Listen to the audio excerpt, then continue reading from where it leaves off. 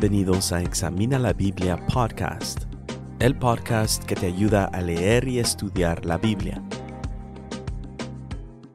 En este episodio continúo examinando el Evangelio de Marcos. Voy a examinar todo el capítulo 4, pero con un énfasis en Jesús y las parábolas. En esta ocasión no voy a leer todo el texto junto, pero he dividido el capítulo en las siguientes 3 partes. Número 1, ¿qué son las parábolas? Número 2, ¿para qué las usaba Jesús? Y número 3, la parábola del sembrador. Así que comencemos con el número 1, ¿qué son las parábolas? Al principio del capítulo 4 del Evangelio de Marcos, vemos que Jesús continúa enseñando.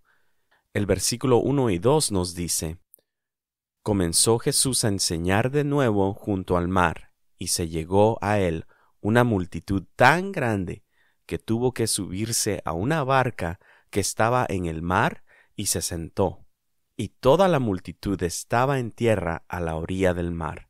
Les enseñaba muchas cosas en parábolas, y les decía en su enseñanza. Así termina este versículo 2. Y bueno, Marcos nos contó en el capítulo 1 que Jesús predicaba y enseñaba. Sí, Jesús también hacía milagros y hacía prodigios, y él tenía mucha compasión de la gente, pero su ministerio aquí en la tierra era primordialmente el de predicar y enseñar. Y en este capítulo Marcos nos cuenta que Jesús enseñaba muchas cosas en parábolas. Las parábolas ya estaban en uso en el tiempo de Jesús. Incluso en el Antiguo Testamento vemos algunos ejemplos del uso de las parábolas.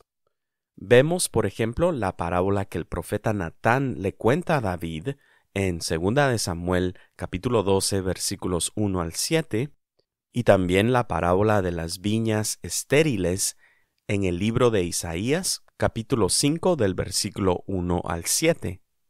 En el tiempo de Jesús, los escribas, que eran los líderes religiosos, también usaban las parábolas para enseñar el Torá o para ilustrar principios morales.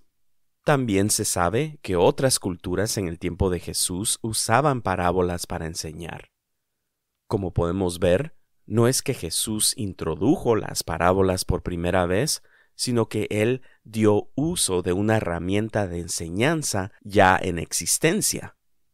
La palabra parábola, como es usada en el Nuevo Testamento, viene de la palabra griega que en su traducción literal significa colocar al lado o comparar. En su uso general, las parábolas se usaban para enseñar ideas teológicas, filosóficas, éticas o legales. El contar una historia simple y comprensible basadas en experiencias cotidianas como la agricultura o la vida familiar o comercial, facilitaba la comprensión de las personas. Tenemos que recordarnos que en el tiempo de Jesús no había sistemas escolares y no habían departamentos de educación en los gobiernos como lo vemos y disfrutamos hoy en día. Entonces, el uso de las parábolas tiene sentido. El uso de las parábolas a través de la historia han sido útiles en un sentido práctico y pedagógico. Y bueno, ya vimos qué son las parábolas. Ahora continuemos con el número 2, ¿para qué las usaba Jesús? Ya vimos que Jesús enseñaba muchas cosas en parábolas. Como un buen maestro, Jesús daba uso de las parábolas. Y también como un buen maestro, en este capítulo vemos que Jesús hace un chequeo para ver si sus discípulos habían comprendido una de sus parábolas. En Marcos capítulo 4, versículo 13 dice: ¿No entienden esta parábola? ¿Cómo pues comprenderán todas las otras parábolas? Aquí Jesús se refería a la parábola del sembrador. Ahora, aparte de usar las parábolas para enseñar, podemos ver en el capítulo 4 del Evangelio de Marcos que Jesús usaba las parábolas para una función doble. O sea, las parábolas tenían 2 funciones diferentes. Miremos cuáles eran estas 2 funciones diferentes. Primero notamos que Jesús usaba las parábolas para revelar el misterio del reino de Dios. Marcos capítulo 4 versículos 10 y 11 dice: Cuando Jesús se quedó solo, sus seguidores junto con los 12 le preguntaban sobre las parábolas. A ustedes les ha sido dado el misterio del reino de Dios, les decía. Jesús dijo esto después de haber contado la parábola del sembrador. Y también lo vemos en Marcos capítulo 4 y versículo 30, y dice: También Jesús decía: ¿A qué compararemos el reino de Dios o con qué parábola lo describiremos? La misión de Jesús era de revelar el misterio del reino de Dios a través de la predicación y la enseñanza. Se le llama misterio porque era una verdad que estaba escondida o encubierta y que Jesús la dio a conocer. Esto quiere decir que Jesús no solamente enseñaba moralidad, no era solo un maestro de ética. Su enseñanza incluía la moralidad, incluía la ética, pero por encima de las implicaciones morales y éticas de su enseñanza estaba el reino de Dios, el cual se había acercado con la llegada de Jesús al mundo. La enseñanza de Jesús sobre el reino de Dios era como cuando se prende la luz en un cuarto oscuro. Podemos conocer mejor a Dios porque Jesús nos mostró a Dios Padre. Por lo tanto, Jesús usaba las parábolas para enseñar sobre el reino de Dios. Pero no era la única razón por la que usaba las parábolas. Segundo, notamos que Jesús usaba las parábolas para traer juicio a algunos que lo escuchaban. En Marcos capítulo 4, versículos 11 y 12, vemos que dice: A ustedes les ha sido dado el misterio del reino de Dios, les decía, pero los que están afuera reciben todo en parábolas, para que viendo, vean pero no perciban, y oyendo, oigan pero no entiendan, no sea que se conviertan y sean perdonados. Jesús estaba refiriendo a los que podían verlo y escuchar su enseñanza, pero que aún así tenían endurecidos sus corazones. ¿Y quiénes eran estas personas? El contexto es claro que se refería a los escribas, y ellos eran los líderes religiosos en el tiempo de Jesús.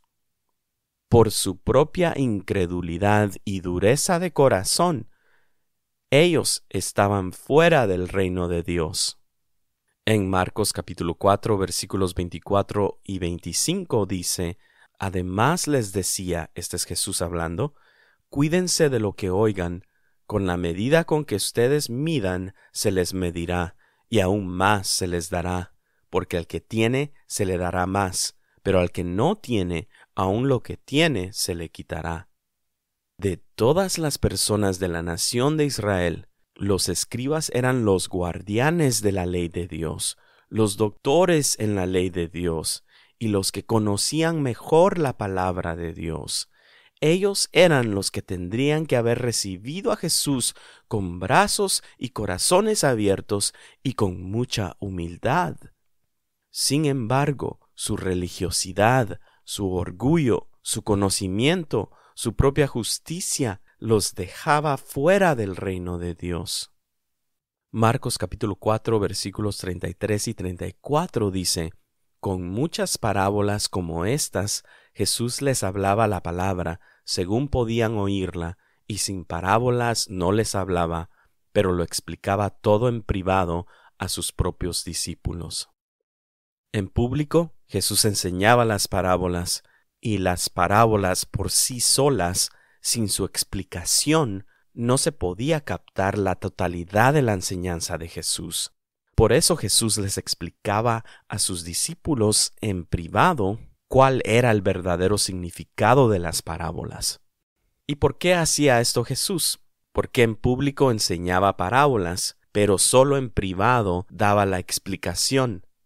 Buena pregunta. Era para traer juicio para los de duro corazón, a la misma vez que les revelaba el reino de Dios a los que tenían hambre y sed de justicia. Ya hemos visto para qué usaba Jesús las parábolas.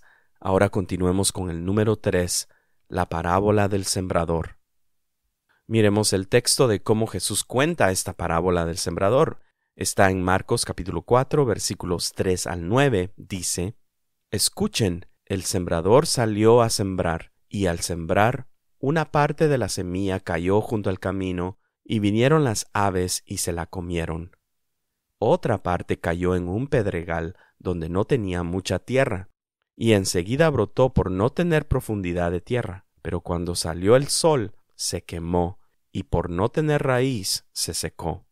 Otra parte cayó entre espinos, y los espinos crecieron y la ahogaron, y no dio fruto.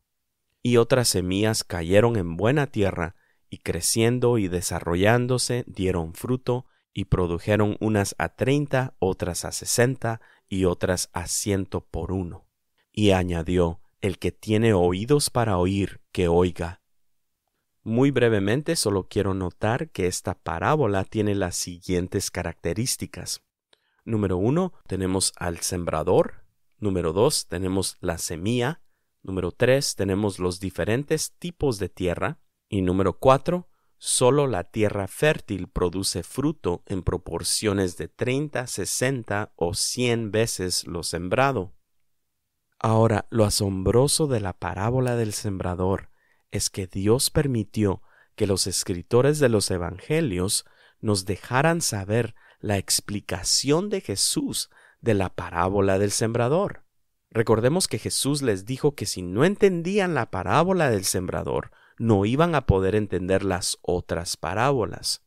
Por lo tanto, esto indica que es muy importante entender la parábola del sembrador para poder entender las otras parábolas de Jesús. Miremos la explicación de Jesús sobre la parábola del sembrador. Está en Marcos capítulo 4, versículos 4 al 20, y dice: El sembrador siembra la palabra. Estos que están junto al camino donde se siembra la palabra son aquellos que en cuanto la oyen, al instante viene Satanás y se lleva la palabra que se ha sembrado en ellos. Y de igual manera, estos en que se sembró la semilla en pedregales son los que al oír la palabra enseguida la reciben con gozo, pero no tienen raíz profunda en sí mismos, sino que solo son temporales.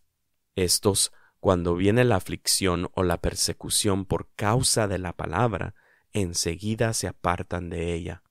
Otros son aquellos en los que se sembró la semilla entre los espinos. Estos son los que han oído la palabra, pero las preocupaciones del mundo y el engaño de las riquezas y los deseos de las demás cosas entran y ahogan la palabra y se vuelve estéril. Y otros son aquellos en que se sembró la semilla en tierra buena, los cuales oyen la palabra, la aceptan y dan fruto, unos a 30, otros a 60 y otros a 100 por uno. Y aquí solo voy a hacer un análisis breve sobre esta parábola basado en la descripción de la parábola y la explicación de Jesús. Pongámonos a pensar en cómo sería la agricultura en los tiempos de Jesús. Aunque se sabía mucho acerca de la agricultura, todavía no existía maquinaria para cultivar la tierra y tampoco existían los químicos y materias orgánicas que ayudan a fertilizar la tierra hoy en día. Podríamos decir que aún la transportación de ciertas materias orgánicas no era posible en esos tiempos. Esta tecnología y avances agrícolas vinieron muchos años después del tiempo de Jesús, lo que significa que el sembrador era el cultivador de la tierra. Él mismo tenía que cultivar la tierra con sus manos o con la ayuda de animales como los bueyes. Notamos que la tierra fértil, la única tierra que puede dar fruto, es la tierra que ha sido trabajada, que ha sido cultivada y la que ha pasado por un proceso de preparación para la siembra de la semilla. Hablando naturalmente, los otros tipos de tierra en la parábola no iban a poder dar fruto. Esto es porque la tierra no puede convertirse en tierra fértil por sí misma. Naturalmente, esto es una imposibilidad. No hay manera que una tierra infértil se vuelva en una tierra fértil. Ahora, en lo espiritual, en el sentido que Jesús explicó la parábola, notamos que en el reino de Dios necesitamos de la intervención de Dios en el corazón del ser humano para que el ser humano pueda oír y aceptar la palabra y así poder dar una abundancia de fruto. ¿Empiezo a concluir? Interesantemente, el capítulo 4 del Evangelio de Marcos termina con la historia en donde Jesús calma la tempestad. Marcos capítulo 4 versículos 35 al 41 dice: Ese mismo día, caída ya la tarde, Jesús les dijo: Pasemos al otro lado. Despidiendo a la multitud, lo llevaron con ellos en la barca como estaba, y había otras barcas con él. Pero se levantó una violenta tempestad, y las olas se lanzaban sobre la barca de tal manera que ya la barca se llenaba de agua. Jesús estaba en la popa, durmiendo sobre una almohadilla. Entonces lo despertaron y le dijeron: Maestro, ¿no te importa que perezcamos? Jesús se levantó, reprendió al viento y dijo al mar: Cálmate, sosiégate. Y el viento cesó y sobrevino una gran calma. Entonces les dijo: ¿Por qué están atemorizados? ¿Cómo no tienen fe? Y se llenaron de gran temor y se decían unos a otros: ¿Quién, pues, es este que aun el viento y el mar le obedecen?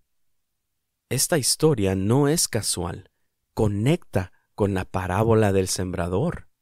Jesús no solo habla del reino, Él reina, y si puede gobernar sobre la naturaleza y ordenar a la tormenta que se calme, también puede sobrenaturalmente convertir la tierra infértil en tierra fértil. Ahora, en un sentido espiritual, el ser humano no puede cambiar la condición de su corazón. Los escribas, estos líderes religiosos en el tiempo de Jesús, pensaban que sus méritos ganaban el favor de Dios. Pensaban que por ser religiosos ponían a Dios en deuda con ellos. En su forma de pensar, Dios tenía que bendecirlos. Y así funciona la religión. La religión dice: yo obedezco, luego Dios me ama. Pero en el reino de Dios no es así. En el reino de Dios, que es el Evangelio, que es la buena nueva, es solo por la intervención sobrenatural de Dios puedo tener un nuevo corazón con nuevos deseos, un corazón que oye y acepta la palabra y luego da fruto. La semilla, que es la palabra de Dios, nos dice: yo soy amado por Dios, no por mis propios méritos, pero por la gracia de Dios demostrada en Cristo Jesús, quien vivió la vida que yo tenía que vivir y murió la muerte que yo tenía que morir, y que solo por esa gracia, por esa intervención sobrenatural de parte de Dios, puedo tener un nuevo corazón, luego yo puedo obedecer. Gracias por acompañarme en este episodio de Examina la Biblia Podcast. Si este episodio te ha bendecido, compártelo con alguien que necesite escucharlo. Y no olvides suscribirte para no perderte el próximo episodio de nuestro estudio en el Evangelio de Marcos. Nos vemos en el próximo episodio.